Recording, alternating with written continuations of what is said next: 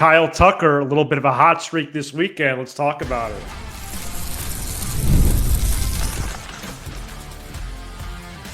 You are Locked On Cubs, your daily Chicago Cubs podcast. Part of the Locked On Podcast Network, your team every day.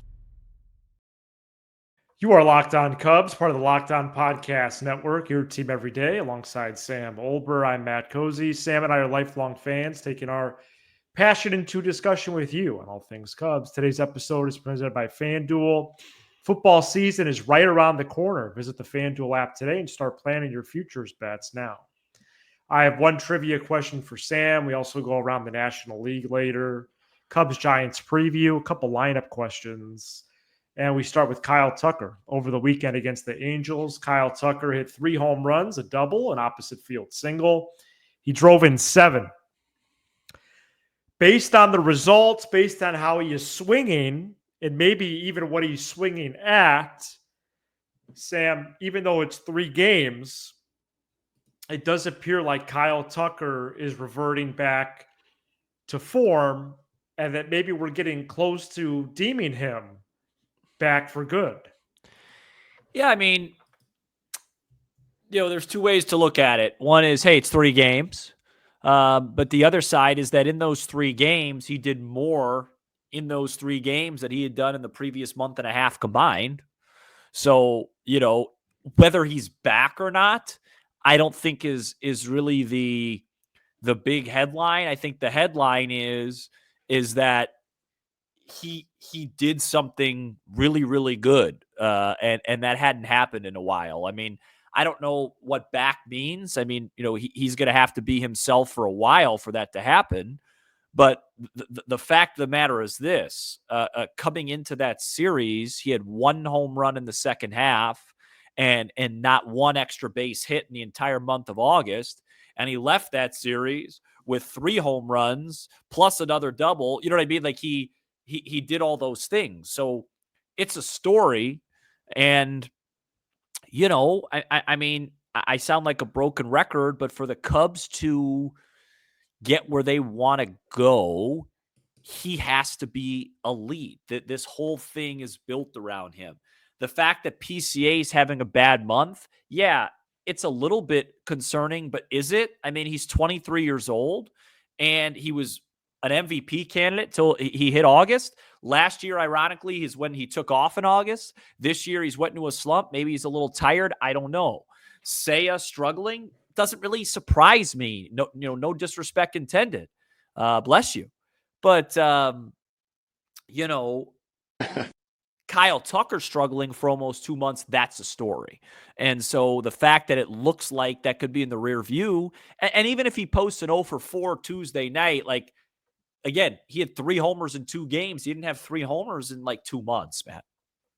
Well, I was starting to get the bit ready. I have to be real, as if we're not. I don't like that when we do that expression. And you're wearing the shirt. But I was starting to get the bit ready. Kyle Tucker has 8 singles in August. Which of the 8 singles was your favorite? 3-1-2. 8 singles in a month. And this series, he almost doubled that. He went from 8 to 13. 1 series, 3 games.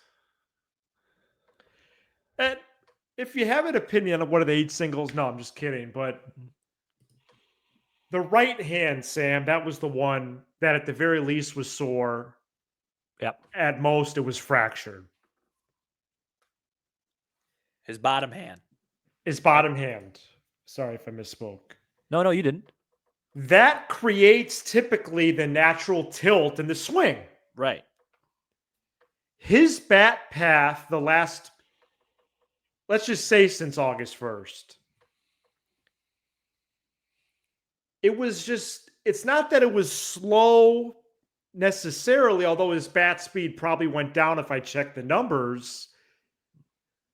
But Kyle Tucker, for as sweet of a swing as he has, one of the best in baseball when it's on, if he decides to swing at a pitch that's middle of the zone or in the top of the zone, and he hits a ground ball as often as he does, there's something wrong with this bat path. Right. And this weekend, I saw zero issues with that. Zero. Well, right. And you mentioned his bottom hand being his right. But Yep. the way I view that is when I think about ground balls to the pull side, I think about your top hand coming over, Right. which tells me maybe that because he was compensating.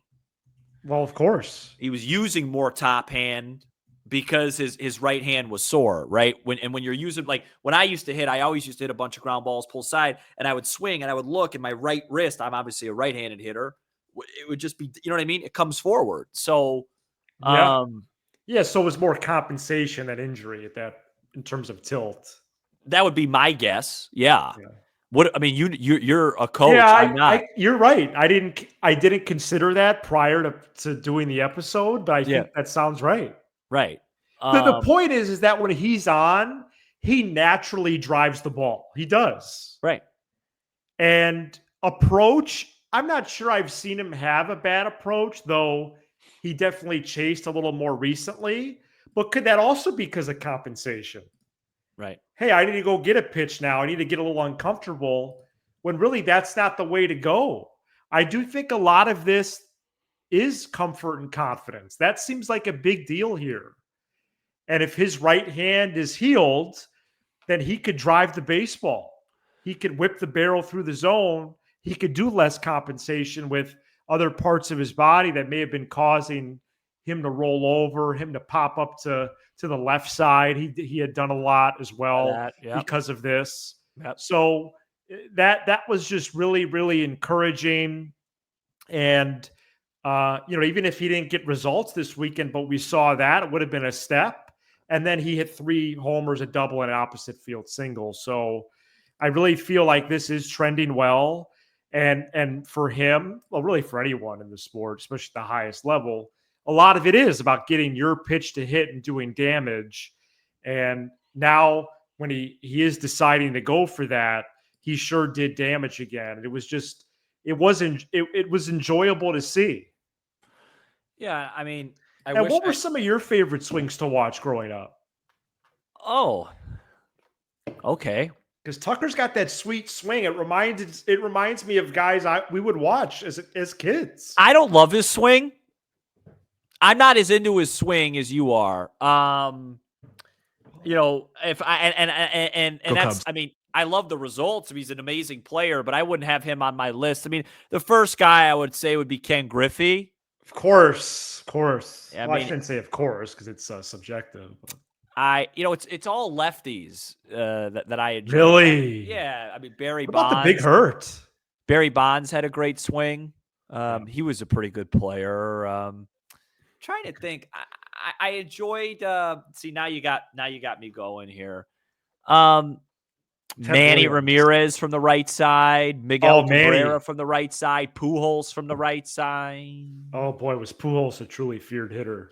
But yeah, look, I mean, the Tucker situation, I'm ready for it to be done. Like I really am fatigued of it. What do you mean by that? Are you ready for it to be done?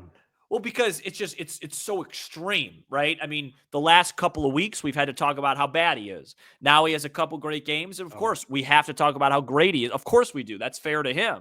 But I'm ready for him to just be back and not to be a story anymore. Okay. I'm ready for the next story. Maybe it's Seiya. Maybe it's whoever. I'm ready for the next thing. But I understand that it's a big deal. Yeah. I want to ask you about how Tucker impacts other people in the lineup and the lineup in general. I'm confused why Matt Shaw doesn't play every day. And Cubs Giants preview right after this. I mean, come on. This episode is brought to you by FanDuel. Tomorrow, August 26th, is officially FanDuel Futures Day, a brand new holiday for football fans who live for bold predictions and preseason hunches. For just 24 hours, FanDuel is giving you deals on NFL season predictions. So whether you're calling your MVP, eyeing a long shot division winner, or ready to crown your Super Bowl champ before week 1 even kicks off, this is your moment. Folks, The Bears open on a Monday night at home against the Minnesota Vikings. Rookie quarterback J.J. McCarthy. Folks, when's the last time a rookie quarterback starting his first game will be favored on the road? Because as of right now on FanDuel, the Bears are 1.5-point home underdogs. Visit the FanDuel app today and start planning your futures bets now, because Futures Day is one day and one day only. FanDuel, play your game.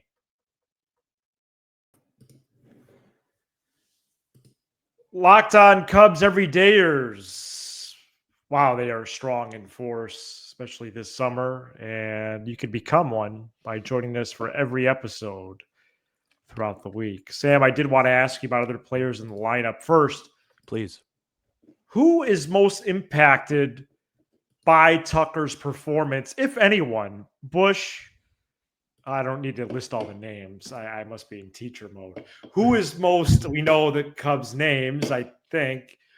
Who is the player most impacted by Tucker's performance? Success-wise or just general, bad or good? I would say general. My instinct, Or both. my instinct would say Pete, just because I think Pete. Sorry. No, it's absolutely Pete, right? I almost want to just get up and take a lap. I'm just so excited by your response. Yeah, my instinct would say Pete, because when Tucker's going really well, Pete could settle into the spot I think he's meant to be in, which is just, hey, if he contributes, great. If he contributes, great. If he doesn't, he doesn't. Whereas I think when Tucker started to struggle, now I don't think this is why Pete's in a slump, but I just think Pete sometimes feels the need to do everything. And when the best player on the team is not hitting, that need, that want, that thirst is only going to go up. So my instinct would say Pete. I really believe in terms of success, Seiya was impacted the first, I would say almost the first half, 80, 85 games. Yeah, what a bad second half it's been, huh? He's been dreadful. But so was Tucker before the weekend. So I make that connection. I don't think it's Bush. Why does Seiya take so many strikes? He just doesn't seem ready to hit every pitch. I feel Tucker's ready to hit every pitch. In fact, he ambushes 0-0 a lot. Seiya's not. It would be one thing if Seiya got caught looking with 2 strikes, even though that's unacceptable. But again, he's 0-0, 1-0. You know, even counts 1-1. He takes. Look, I've tapped out on this. I've tapped out. The bell's rung, and I've lost the fight. Do you think Horner is connected to Tucker in any way, or is that a reach? I'm just going to go back to Seiya here and just say I thought you said you tapped out. Well, no, but I just want to say this. He is an enigma. I cannot. How many times have you said that since July 5th, 2022? Yeah, probably a dozen.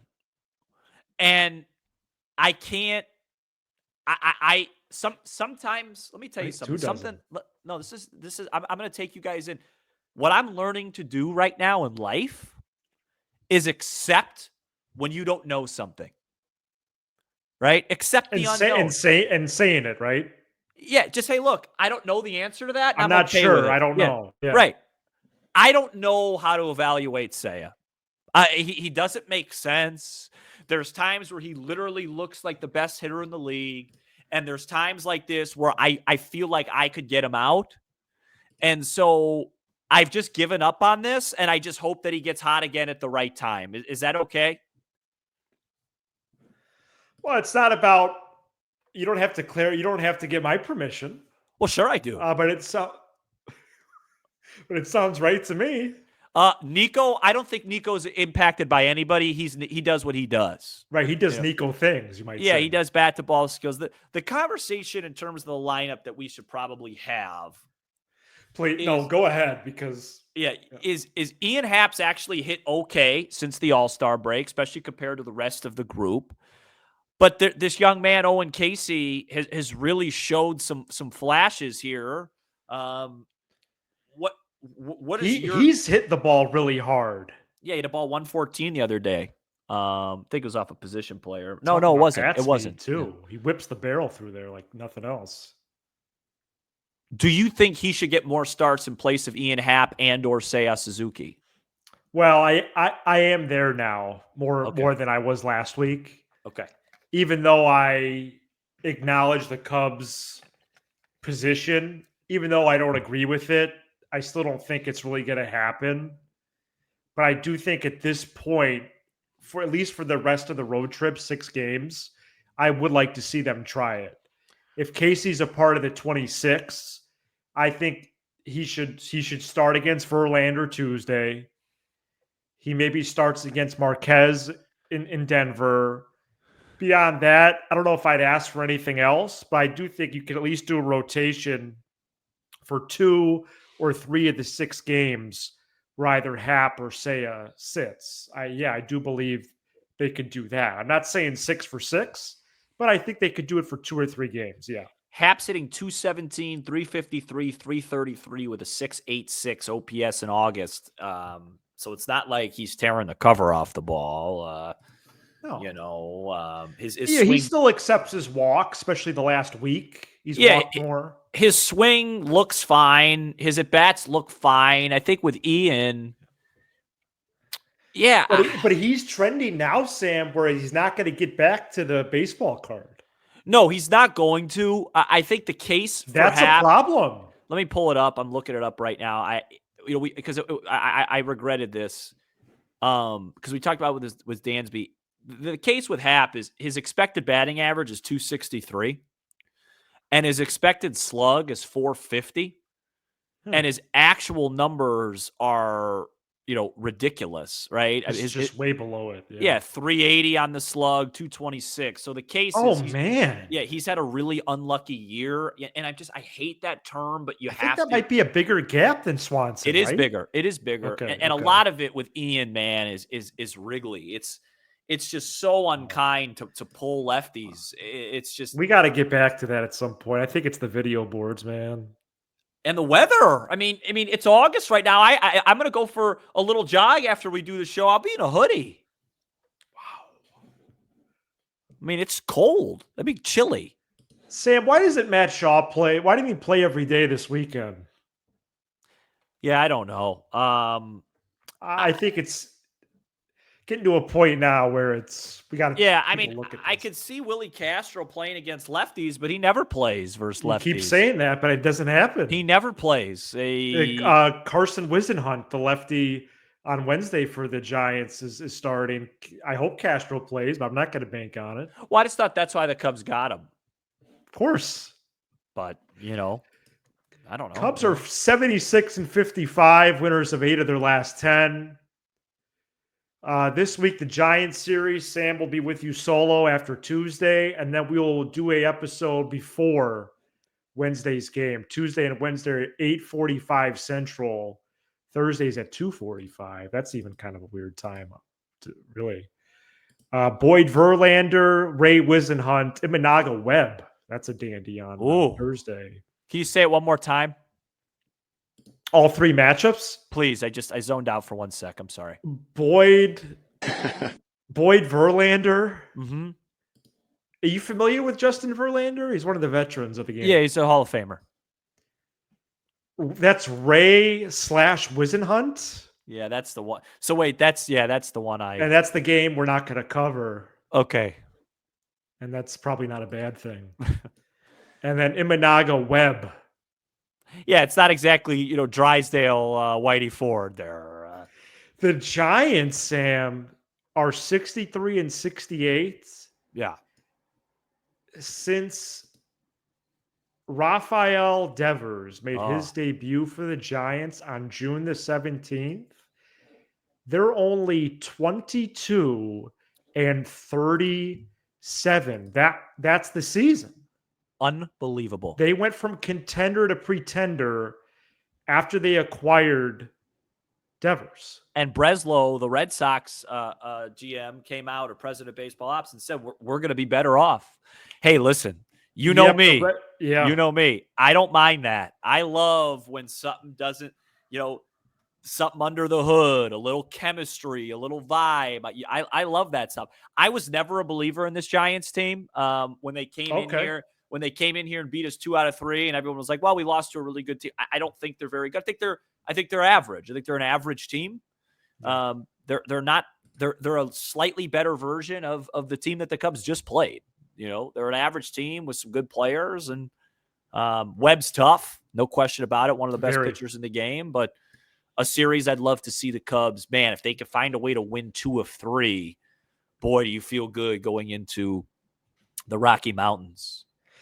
Since they swept the Angels, if you win the next 2 series, you return 7-2, and that would be really good. All right, coming up next, we get into around the NL and trivia questions. Stay tuned. Today's episode is brought to you by 5 Hour Energy Transfusion. This grape, ginger, and lime flavored shot brings the iconic taste of a golf course favorite to a non-alcoholic boost. Perfect for sinking birdies or making great memories with friends. It's a hole-in-one for your energy game, whether you're out on the course or just need a little extra push to power through your day. 5 Hour Energy Transfusion delivers the clubhouse flavor you love without ever leaving the green. What's the most ridiculous shot you've ever seen or taken on the course? Golf is all about good times with good people and good flavors. The grape, ginger, lime flavor of 5 Hour Energy Transfusion gives you the best parts of your clubhouse go-to without leaving the course or chasing down the bev cart. Now you can amp up the fun even more. Just buy, snap, and enter for a chance to win a dream golf trip for 2 to any golf tournament to the US of A. Tee up that trip. Visit 5hewin.com for full rules and entry. No purchase necessary. Excludes the Masters tournament. Ends October 31st. Check out 5 Hour Energy Transfusion today. Make sure you're subscribed to Locked On Cubs. That way you don't miss any of the great Cubs content we've got for you, which includes the Cubs postcast with Joe George live after the final out of every game. Joe will also be back soon after the final whistle of every Bears and Bulls game as well on those feeds. We also have an important request. Locked On wants to hear from you as they put together a survey to learn more about our listeners, make your favorite podcast even better. This is your chance to tell Locked On what you like, what you don't, and answer questions about advertising. Go to lockedonpodcast.com/survey to get started. Everyone who completes a survey will be entered for a chance to win one of 10 $100 Amazon gift cards. Again, that's lockedonpodcast.com/survey. You can also find the link in this episode description. All right, Sam, let's go around the NL. Really interesting playoff odds. Now, this is on ESPN, not FanGraphs. National League, Matt. Philadelphia Phillies leading that division by 7 games. I think that's all but a wrap. 99.9% chance they make the postseason. The big news from them, of course, losing Zach Wheeler. Really, so now you're looking. I mean, they're still very formidable. Sanchez, Suarez, Luzardo, but that's a really big loss. A really big loss for a team that I kind of think has to win it this year. Just based off of, they had that great, go to the World Series, go to the Final Four. I think they need this core, they've been so close. They lost to especially in 23 or 22. Well, they lost to Houston in the World Series in 22, I think. Yeah, And then in 23, they had a 3-2 lead. Final Four. Yeah. They had a 3-2 lead against the Diamondbacks, coming back to Philly after the Rangers upset Houston, and they let Arizona win back-to-back on their field. Wow, that's brutal. And then last year they got upset by the Mets. So the Mets, here's what's weird to me. Mets 69-61 with an 86.3% chance to make the playoffs. The Reds are just a game and a half back, 68 and 63. And I believe they have a series with the Metropolitans at Great American. Wow, it's giant. And yet the Reds only have an 11.9% chance to make it. I guess it's just based off of the Reds' schedule, would be my guess. Yeah, which is difficult the rest of the way for sure. Dodgers, 99.8% chance to make it. Padres, 99.3% chance. They're 74 and 57 each. And then the Chicago National League Club, 99.7% chance to make the postseason. The Brewers, they actually have it locked in at greater than 99.9%. So basically 100%. But, that tells me right now as we sit here in late August that there was a little bit of concern, rightfully so, when the Cubs didn't really get a base hit for 2 weeks of, hey, could this team not make it? I was pretty confident that they'd make the playoffs at least, and that seems like they're in a really good spot now. Now the question is, Matt, and something that I'll be doing, this evening. What is the question? Is could Milwaukee start to tread water? I don't think so. But they play. All right. Well, hopefully. Can I just read you their? Can I just read you their next 10? Reds Mets, by the way, is next weekend, September 5th. Yeah. Right. 4 at home against Arizona. They're no cupcake. At Toronto, they're a good ball club. And then they host the Philadelphia Phillies. Okay, that's intriguing. Folks. No doubt, that's intriguing. I just want to say, let's just say they go 5-5. Is that crazy? Is that crazy if they go 5-5? No. Let me read you the Cubs' next 10 or 9. San Fran, Colorado, Atlanta. Could the Cubs go 6-3? 7-2? All of a sudden, you're getting to September. It's a 4-game lead. It's a 3-game lead. Right. And the Are Cubs you picking have up these dogs nearby. Just very, very, only because you said it. This is the first time I've had the window open in the history of the show. Don't forget the Cubs have the tiebreaker too. Go ahead with your trivia. Well, I would like to, take a couple shots here. Okay, sure. I mean, those percentages, Sam, basically say the NL playoffs is wrapped up. Yeah, they're just giving. There's no intrigue at all. I think Cincinnati and the Mets should be more like 70-30. Right. For it to be 85-15 is kind of unreal. All right, let's get to trivia. Pete Crow-Armstrong is currently close to the National League lead for extra base hits. Wow. Who is the last Cubs player to lead the NL in extra base hits? Derek Lee. All right, this is Locked On Cubs, part of the Locked On Podcast Network. Wow, good job. Thank you. 2005, Derek Lee. Would you like to take a crack at his stats or not really? Sure, I'd love to. Think he finished He had 99 extra base hits. Well, I was going to do that, but guess that's off the table now. Oh, I thought you maybe could itemize them. Yeah, all right. I think he hit 336. I only have his extra base hits in front of me. Well, can you look it up? I mean...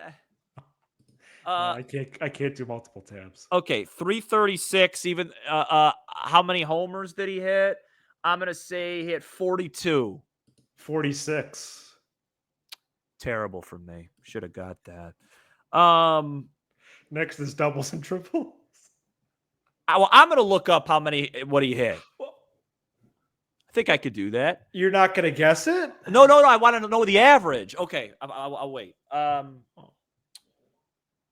Oh man, Derek Lee had so many doubles. I'll say he hit. You said 99 extra base hits. I'll give him one triple. So 98 minus 46 is going to be. I'm going to say he hit 52 doubles. Yeah, he had 50 doubles, 3 triples, 46 homers. And he led the NL that year with a 335 average. Oh, that's close. 335. And he was hitting 400. Was that like June 1st? Did you say he hit 50 doubles? Yeah, on the dot. Wow.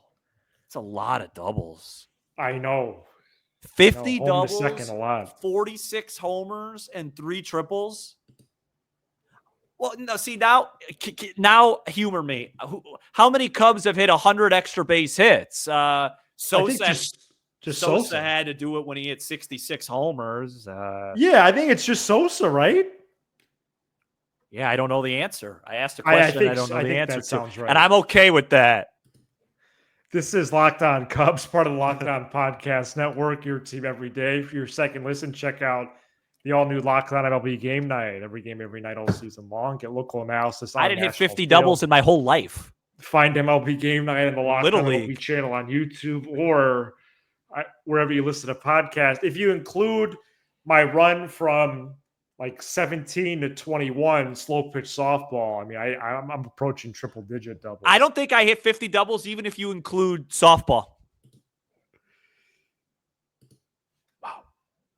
Sam will be back after Cubs-Giants Tuesday. Then we will be here before Cubs-Giants Wednesday. We'll have that published prior to Wednesday's game.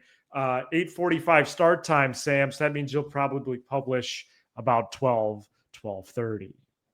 He's Sam Olber. I'm Matt Cozy. This is Locked On Cubs. Chris Jacobs. Shout out to Matt Cozy and Sam Olber, hosts of my favorite podcast, Locked On Cubs.